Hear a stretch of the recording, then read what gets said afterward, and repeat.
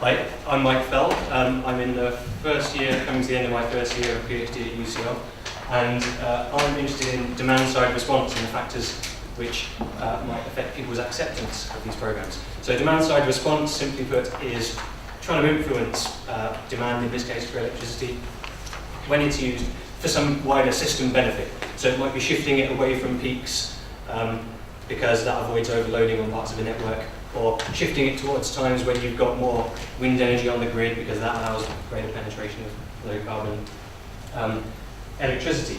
And what I'm particularly interested in is where the control resides in that system. So you might have examples like quite commonly in the States you have now where people have air conditioning in their homes. I'm just in people's homes here. Air conditioning in their homes, and they can sign up to a program and they get bunged $100 for allowing the energy utility to turn their air conditioning off every now and again at peak times. And the air conditioning is directly controlled by the utility.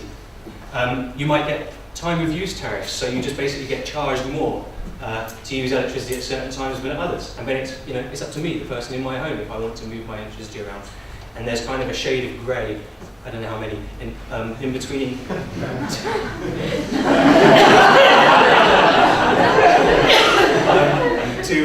When you have thermostats which can respond to different prices. So you can imagine the control moving around in these situations. 3 minutes to go.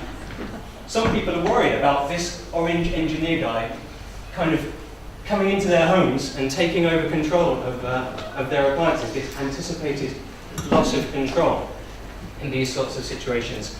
But in this wider narrative of smart energy, a lot of the benefits are about control. The energy companies are giving you more information to allow you to take control of your energies. So I'm kind of interested in digging into people's perceptions of control, particularly in relation to these demand-side response schemes.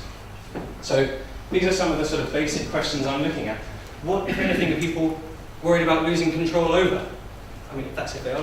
Is it the money that they spend on electricity, or is it the flexibility of when they get to do things, or is it just a general feeling that engineer guy is coming in and doing stuff in your home that you might not be able to control?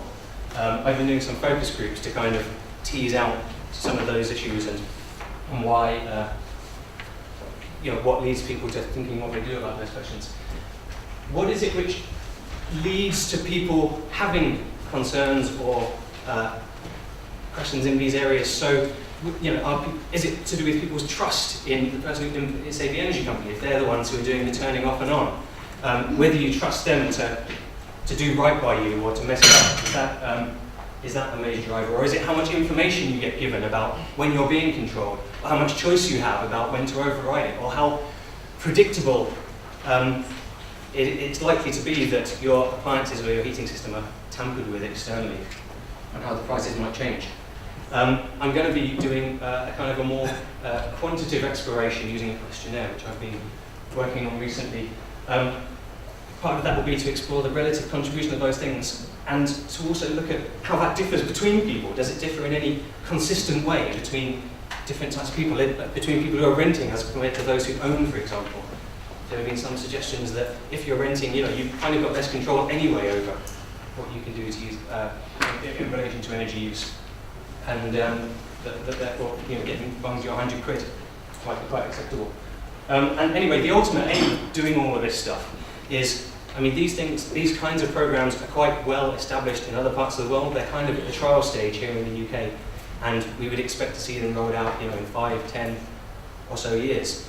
And it's to sort of feed into the design of these programs now, so that customers, consumers, whatever you want to call them, their voices are, and concerns and interests are being heard as early on as possible in the process.